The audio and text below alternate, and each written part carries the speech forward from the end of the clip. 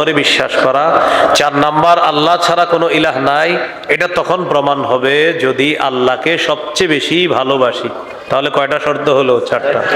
1 number, আল্লাহ ছাড়া কোনো ইলাহ নাই এই বিশ্বাস নিয়ে মৃত্যুবরণ করা। সহিহ বুখারীর বর্ণনা 26 নম্বর হাদিস। عن عثمان رضي الله تعالى عنه قال قال رسول الله صلى الله عليه وسلم من مات وهو يعلم أنه لا إله إلا الله دخل الجنة। যে ব্যক্তি এই বিশ্বাস নিয়ে মারা যায় আল্লাহ ছাড়া কোনো ইলাহ নাই, এই বিশ্বাস নিয়ে যে মারা যায় এই ব্যক্তি আল্লাহর জান্নাতে প্রবেশ করবে। যে ব্যক্তি বিশ্বাস নিয়ে মারা যায় আল্লাহ ছাড়া কোনো ইলাহ নাই, সে জান্নাতে প্রবেশ করবে। এই জন্য শিরিকের চিন্তাও করা যাবে না। কিসের চিন্তা বলেন? বলেন আমার সাথে, শিরকি কথা বলবো না, শিরকি কথা শুনবো না, শিরকি গান শুনবো না, শিরকি কাজ করব না, শিরকি আকীদা রাখবো না।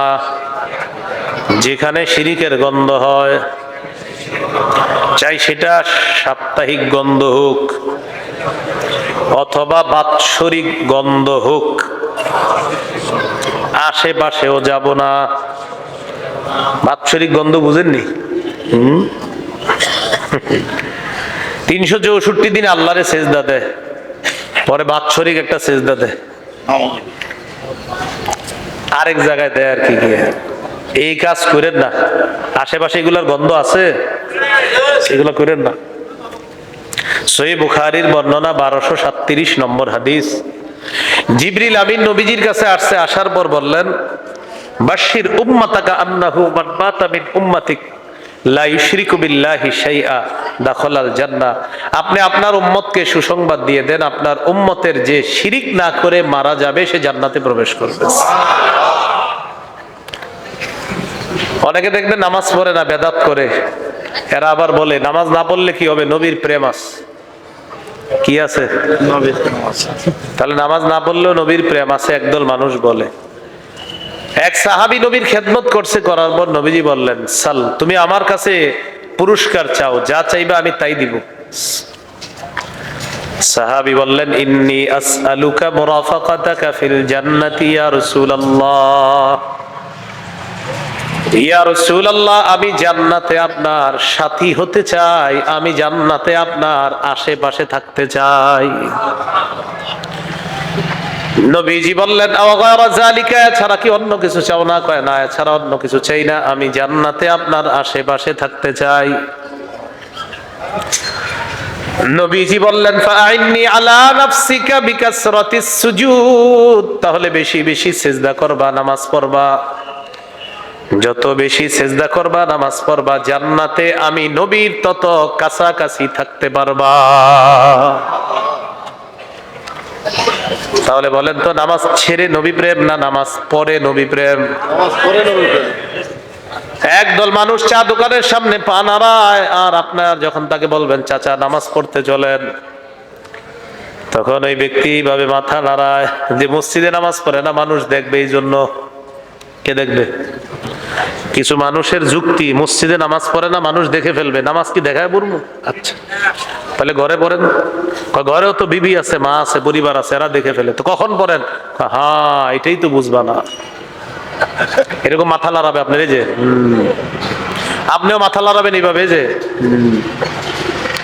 উনি তখন আপনাকে বলবে মুসার খজিরের বিদ্যা বুঝো, আপনারা বলবেন। তো আসলেই খজিরের বিদ্যা আশ্চর্য বিদ্যা ছিল। সহিহ বুখারীতে আছে 122 নম্বর হাদিস, এই ঘটনা আছে, এটা সত্য কথা। তো এই যুগে এসে আপনারে বলবে মুসা কি খজিরের বিদ্যাটা বুঝছে? তো আসলে তো মুসা আলাইহিস সালাতু ওয়াস সালাম প্রথমে বুঝে নেই খজিরের যে বিদ্যা। তখন আপনাকে বলবে, হ্যাঁ, সব বিদ্যা সবাই বুঝে না, মাথা লড়াবে আর বুঝাবে। এই যে আমি নামাজ পড়ি না, তোমরা শরীয়তের মৌলবী, এটা বুঝবা কি? কিসের মৌলবী? তো আপনি কি বলবে? হ্যাঁ, এটাই তো বুঝবা না। আপনি মাথা লড়ায় বলবেন, হ্যাঁ বুঝছি। যদি বলে কি বুঝছেন, আপনি বলবেন আপনি ভণ্ড, এটা বুঝছি। আর আপনার এই ভণ্ডামি যে শিখাইছে সেও ভণ্ড, তার কোটি কোটি অনুসারী থাকলে সব ভণ্ড। এরকম মাথা লড়ায় যদি কেউ নামাজ পড়ে না, হ্যাঁ আবার বুঝায় মাথা লড়ায়, ওনার অনেক জ্ঞান অনেক বুদ্ধি, এরকম বুঝায়। তাহলে আল্লাহ ছাড়া কোনো ইলাহ নাই এই বিশ্বাস নিয়ে মৃত্যুবরণ করতে হবে। ওই মাথা লড়াইলে লাভ হবে না, নামাজ পড়তে হবে। 2 নাম্বার, আল্লাহ ছাড়া কোনো ইলাহ নাই এই কথায় সামান্য সন্দেহ করা যাবে না। সূরাতুল হুজুরাতের 15 নম্বর আয়াতে আল্লাহ তাআলা বলেন, ইন্নামাল মুমিনুনা আল্লাযীনা আমানু বিল্লাহি ওয়া রাসূলিহি সুম্মা লাম ইয়ারতাবু ওয়া জাহাদু বিআমওয়ালিহিম ওয়া আনফুসিহিম ফি সাবিলিল্লাহ। প্রকৃত ঈমানদার হলো তারা যারা আল্লাহকে বিশ্বাস করে, রাসূলকে বিশ্বাস করে, যারা সামান্য সন্দেহ করে না, যারা জানমাল নিয়ে আল্লাহর রাস্তায় লড়াই করে, তারা হলো খাঁটি ঈমানদার। আমি আল্লাহ তাদেরকে কোরআনে খাঁটি সত্যবাদী বলে ঘোষণা করলাম। জিহাদের নিয়ত আসেনি সবার? জিহাদের নিয়ত না থাকলে মুনাফিকি মৃত্যু, মুনাফিকি। সহিহ মুসলিমের বর্ণনা 1910 নম্বর হাদিস, ক্বালা রাসূলুল্লাহ সাল্লাল্লাহু আলাইহি ওয়াসাল্লাম, মান মাতা ওয়া লাম ইয়াগজু ওয়া লাম ইউহাদ্দিস বিহি নাফসাহু মাতা আলা শু'বাতিন মিনান নিফাক।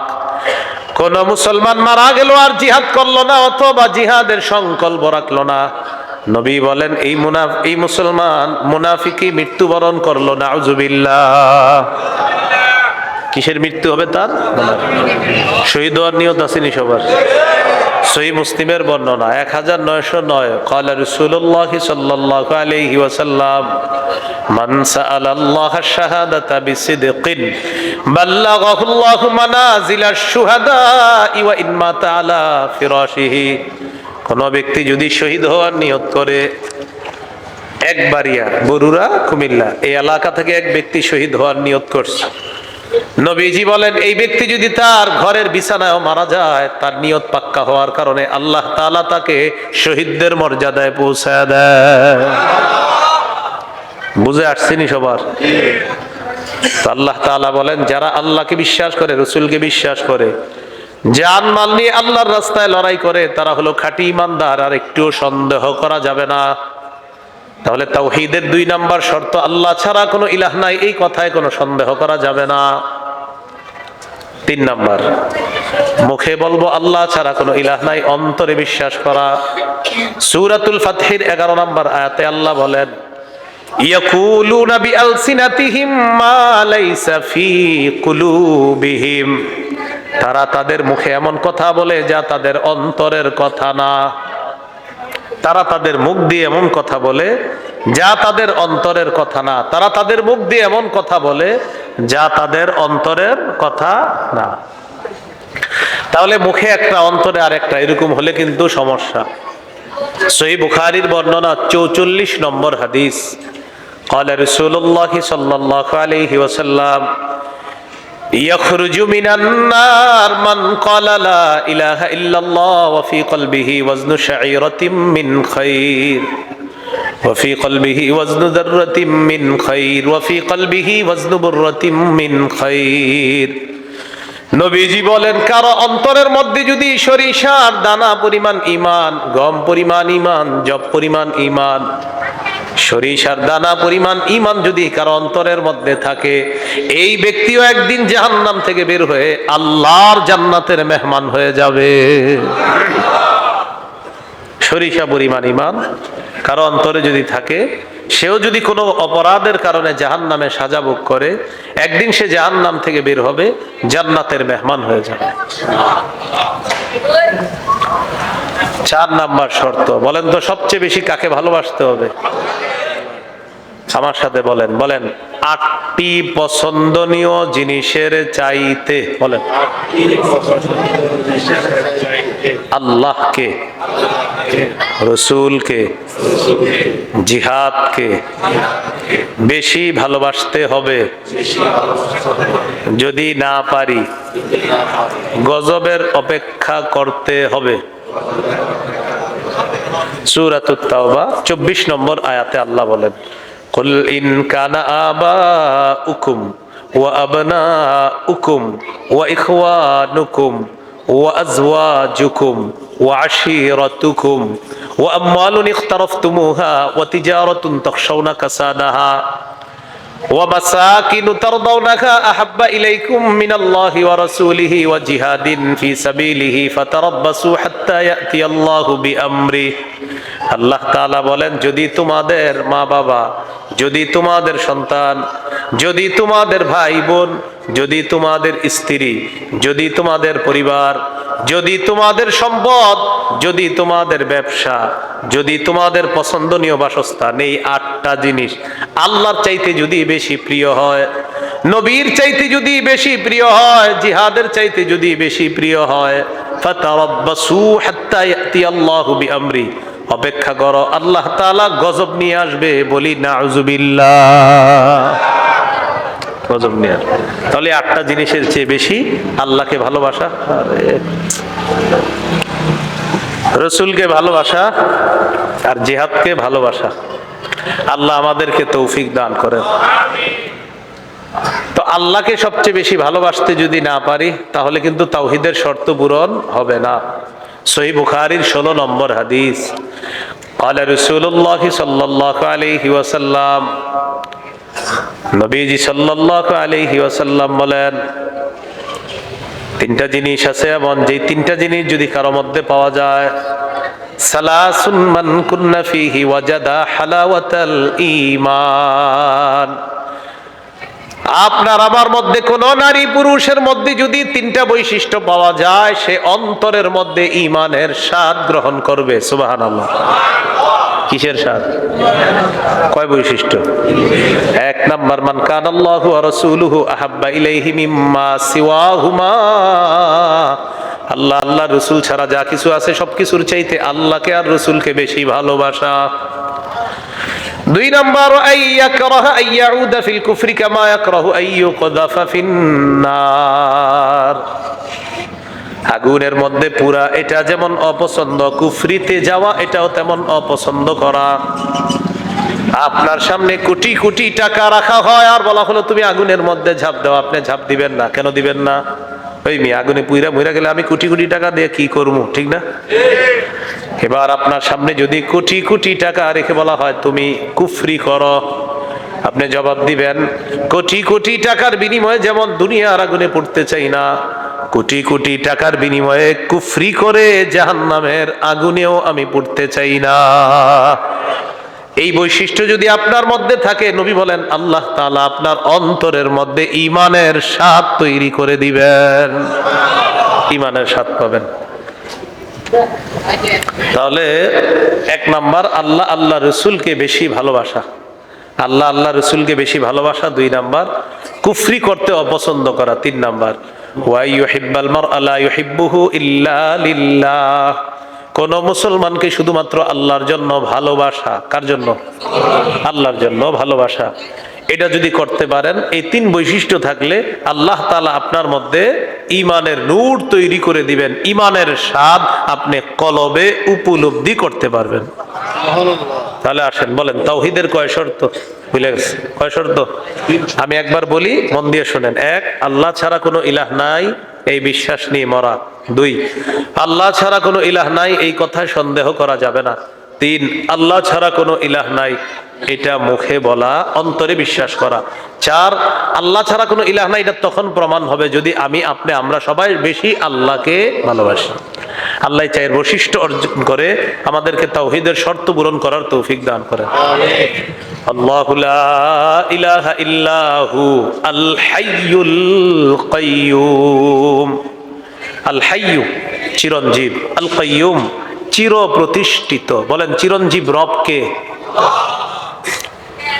সূরা আর-রহমানের 26-27 নম্বর আয়াতে আল্লাহ বলেন, কুল্লু মান আলাইহা ফানিউ ওয়া ইয়াবকা ওয়াজহু রাব্বিকা যুল জালালি ওয়াল ইকরাম। সব ধ্বংস হয়ে যাবে, তোমার মহামহিম রব, সম্মানের রব শুধু আল্লাহ থাকবে আর সব ধ্বংস হয়ে যাবে। বলেন তো যাকে মৃত্যু স্পর্শ করবে না তিনি কে? বলেন তিনি চিরঞ্জীব আল্লাহ। বলেন কি? বলেন আল হাই। বলেন তিনি হাই। আল কাইয়্যুম যিনি চির প্রতিষ্ঠিত। আজকে মাহফিলের পর আসমানের দিকে তাকাইবেন, তাকায় দেখবেন আসমান দাঁড়িয়ে আছে, আসমান প্রতিষ্ঠিত আছে।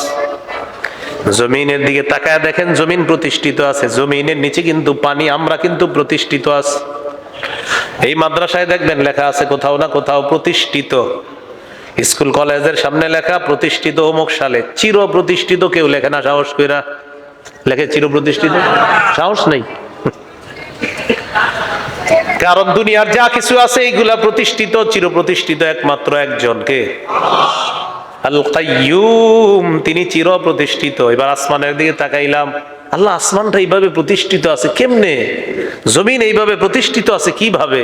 সূরা রুমের 25 নম্বর আয়াতে আল্লাহ জবাব দেয়, وَمِنْ آيَاتِهِ أَنْ تَقُومَ السَّمَاءُ وَالْأَرْضُ بِأَمْرِهِ। 21 পারা 6 নম্বর পৃষ্ঠা একদম শুরু লাইনটা দেখবেন। আল্লাহ তাআলা নিদর্শনাবলীর মধ্যে এটা একটা নিদর্শন, আসমান দাঁড়িয়ে আছে আল্লাহর হুকুমে, সুবহানাল্লাহ। জমিন প্রতিষ্ঠিত আছে আল্লাহর হুকুমে। এবার আমার আপনার চিন্তা ভাবনা, আল্লাহ আসমানটা কেন এইভাবে আপনি রাখলেন? আল্লাহ জবাব দেয়, ওয়াজআলনাস সামাআ সাকফাম মাহফুজা, আমি তোমাদেরকে সুরক্ষা দেওয়ার জন্য এই আসমানটা সুরক্ষিত ছাদ হিসাবে স্থাপন করে দিলাম। জমিনের দিকে তাকাইলাম, তাকানোর পর চিন্তা করলাম জমিনের নিচে পানি, পানির উপরে ভাসমান জমিন আমাদেরকে নিয়ে হেলতে দুলতে থাকার কথা। কিন্তু দেখেন আমরা বসে আছি, এই চেয়ারটা স্থির, তিনি স্থির, তিনি স্থির, তিনি স্থির, লড়তেছি আমরা এইভাবে, অথচ জমিন ভাসমান। আল্লাহ তাআলা বলেন, বুঝো না আমার হুকুমে জমিনটা এইভাবে দাঁড়ায় আছে। এবার প্রশ্ন, আল্লাহ এইভাবে যে আপনি রাখলেন কিভাবে সম্ভব? আল্লাহ বলেন, ওয়াজআলনাল জিবালা আওতাদা, মজবুত পাহাড়কে পেরেক হিসাবে, জমিনের উপর পেরেক হিসাবে বসায়া দিয়া এই নড়াচড়া করা জমিনটাকে ওই মজবুত পাহাড় দিয়ে আমি স্থির করে তোমাদের বসবাসের উপযোগী করে দিলাম। তাহলে বলেন আসমান প্রতিষ্ঠিত, বলেন আসমান কার হুকুমে?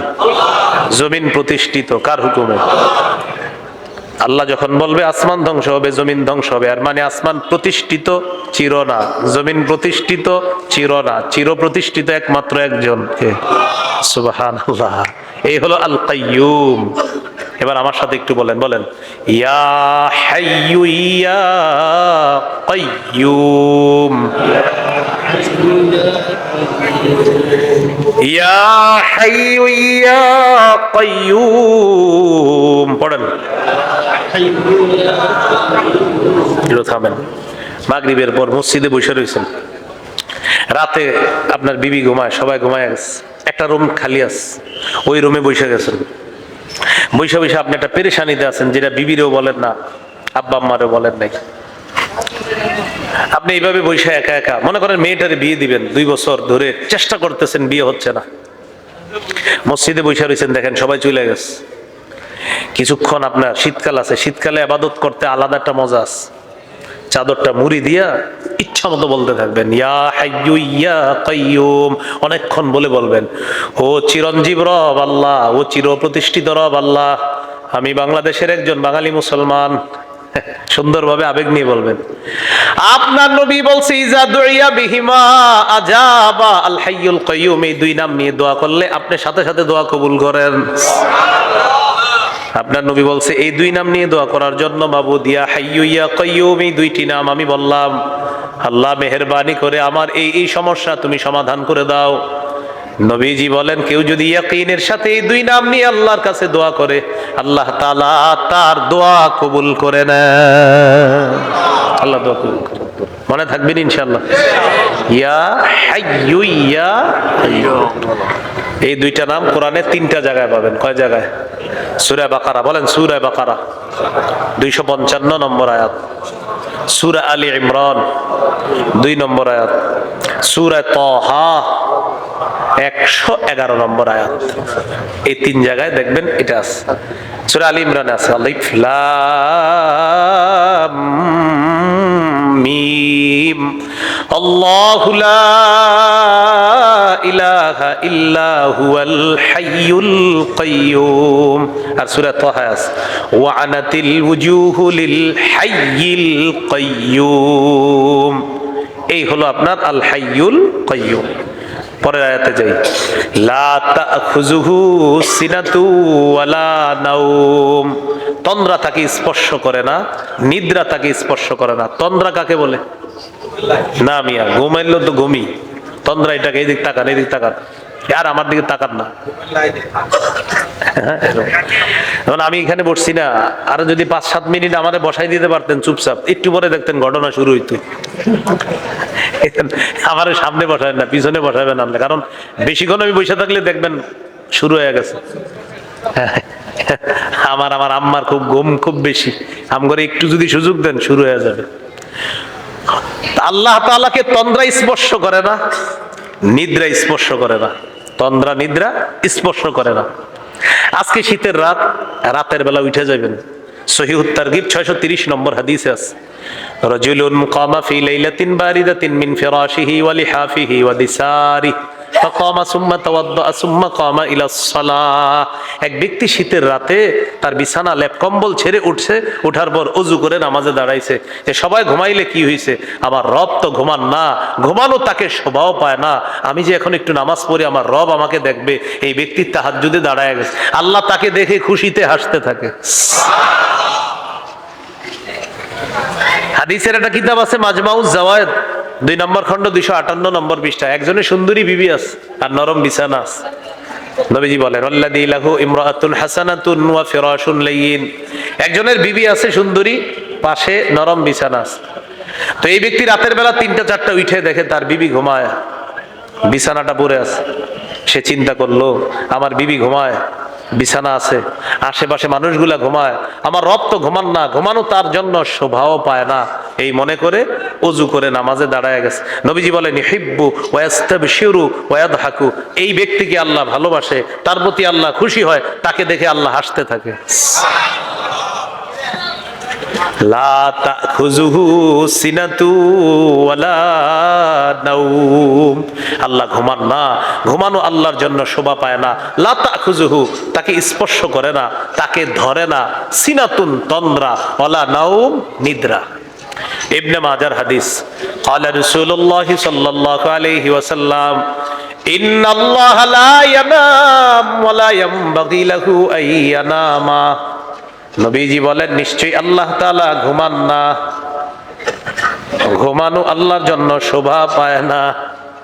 এই মেশিন গুতান বুঝে বুঝে, মেশিনে হাত দিতেছেন, হাত দিয়ে না, হাত দিন। আপনি হাত দিলে কিন্তু আমি বুঝে ফেলি, হাত দিয়ে না। মাঝে আওয়াজটা সুন্দর হয়, আবার আপনার কাছে মনে হয় আর কি না সুন্দর হয় না। যিনি ওয়াজ করে, আপনি একটু 10 মিনিট কথা বলেন, দেখবেন মেজাজ খারাপ হয়ে যাবে আপনার এই আওয়াজে। কিন্তু এটা আমি জানি, আমি শ্রোতা হইলে কি কইতাম জানেন, আর থুর ফাটায় না কাউ করে, যিনি আলোচনা করে ওর কষ্ট হয়। মাঝে আওয়াজটা ঠিক হয়েছিল, আচ্ছা, পরে আপনি ওই চুপে চুপে ওই যে একটা রুমালটা দিচ্ছেন যাতে আমি না দেখি, বাস বসে বসে গুদাইতেছেন, চিন্তা করছেন। বাকি ওনারও দোষ নাই, আপনাদের এলাকাবাসী ওনারে সংবাদ পাঠাইতেছে যে আওয়াজ তো হইতেছে না, আরো আওয়াজ বাড়াও, এরকম। এটা লাভ কি আমার একটু বলেন? মহিলা প্যান্ডেলে একটা মাইক দিয়ে দিবেন আর এখানে মাইক থাকবে, বাস শেষ। পুরো এলাকা জানানোর দরকারটা কি, এটা আমার একটু বলেন। আপনারা তো আসছেনই এখানে, এখানে আছেন না আপনারা, তো আপনারা শুনলেই তো হলো বয়ান।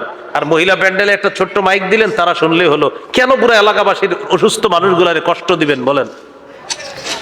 বুড়া মানুষ, অসুস্থ মানুষ এই সময় ঘুমায়। আরে আমারও তো মেজাজ খারাপ লাগে যে